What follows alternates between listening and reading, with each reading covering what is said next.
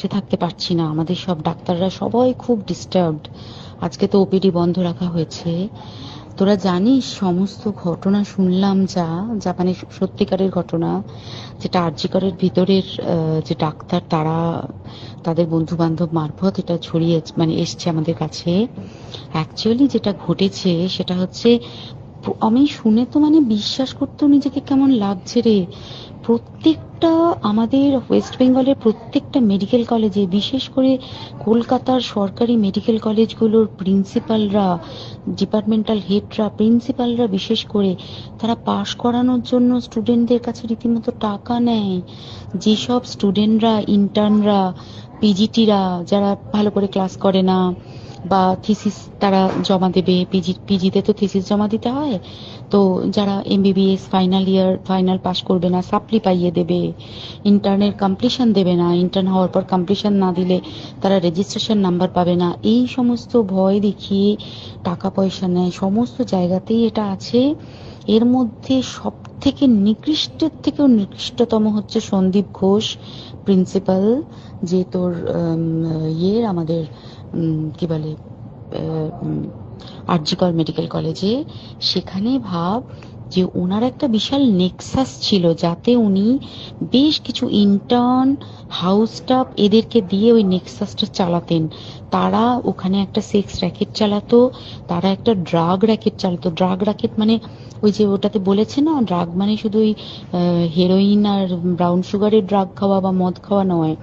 Drug মানে হচ্ছে যে কম দামি, কম টাকায় যে ওষুধ পাওয়া যায়, যে ওষুধ, ওষুধ না জল ভগবান জানে, সেই ওষুধের মানে কোটি কোটি টাকায় যে টেন্ডার বেরোতো, সেই ওষুধ নিয়ে ওষুধ কোম্পানিগুলোর কাছ থেকে কোটি কোটি টাকা, সেই সমস্ত টাকার একটা বড় অংশ যেত পার্টি ফান্ডে। বুঝতেই পারছিস তাহলে, সেই জন্য পার্টির একদমই কাছের উনি, পার্টির মানে একদম খোদ মানে ওপর লেভেলের একদম আসল জায়গাকার কাছে।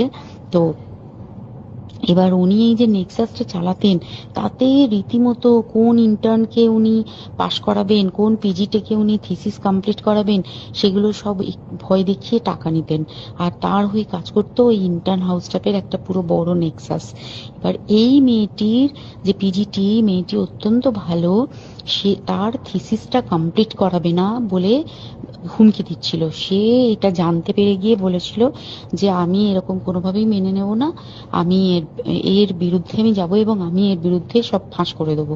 তখন তাকে রীতিমতো ধমক দেওয়া হচ্ছিল। এটা চলছিল লাস্ট 6 মান্থস ধরে, 6 মাস ধরে তাকে হুমকি দেওয়া, তার প্রতি মানে বেশি বেশি প্রথমের দিকে কি করছিল, অত্যাচার করছিল। মানে কিরকম, বেশি বেশি করে নাইট ডিউটি দিচ্ছে, অ্যাটেস্টেড 36 আওয়ার্স ডিউটি, বেশি বেশি করে নাইট, বেশি বেশি করে খাটানো, এবং এগুলো সব জানে ডিপার্টমেন্টাল হেড, চেস্টের যে ডিপার্টমেন্টাল হেড সেও জানে, সিনিয়র পিজিটিরা সবাই জানে।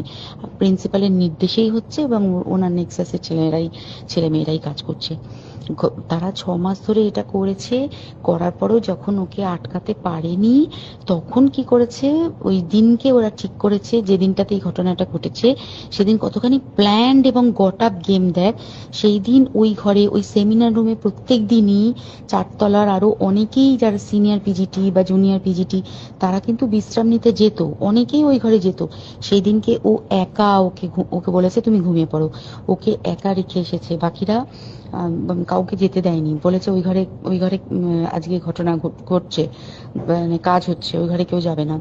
ওই ঘরে সেই দিনকে ওর সাথে যখন খাওয়া দাওয়া করেছে বাকি 4 জন, সেই 4 জনের মধ্যে একটি মেয়ে পর্যন্ত ছিল। সে কিরকম মেয়ে চিন্তা কর, এরা ডাক্তার না জানোয়ার জানি না, আমি জানোয়ার বললেও জানোয়ারদের অপমান করা হয়, কারণ জানোয়ার সমাজে এরকম কাজ হয় না। তো ডাক্তার না কি আমি বলতে পারবো না। সেই ইন্টার্ন মেয়েটি আরেকটি ইন্টার্নের গার্লফ্রেন্ড। তো তার সাথে ওই পিজিটি মেয়েটি প্রচুর ঝগড়া হয়েছে। ঝগড়া হওয়ার পরে তারা তো হুমকি টুমকি দিয়ে চলে গেছে, দিয়ে তারপর বলেছে তুমি ঘুমো। এবার ও তো আর জানে না, ভালো মনে শুতে এসেছে। তারপরে তারা গিয়ে মদ টদ খেয়েছে, 7-8 জন মিলে চড়াও হয়েছে। এবং তোরা জানিস যে প্রথমে তার হাত দুটোকে দুপাশে 2 জন ধরে রেখেছে, এবং সেই কাজে সেই মেয়েটিও সাহায্য করেছে, ইন্টার্ন মেয়েটি। 2 জন ওকে পা দুটোকে টেনে জরাসন্ধের মতো ছিঁড়ে ফেলেছে, মানে ছেঁড়ার মতো করে টেনেছে, যাতে পেলভিক বোন ভেঙেছে, গলার বোন ভেঙেছে। মানে কি বিপর্যস্ত, মানে বিধ্বস্ত, কি নৃশংস অত্যাচার করেছে। ওকে উল্টো দিক করে শুইয়েছে, পিঠের ওপর দিয়ে বুট পরে হেঁটে গেছে, মাথাটাকে এমন থেঁতলেছে যে মানে স্কাল ফাল রাপচার হয়েছে। এই সমস্ত করার পরে শ্বাসরোধ করে তাকে মেরেছে।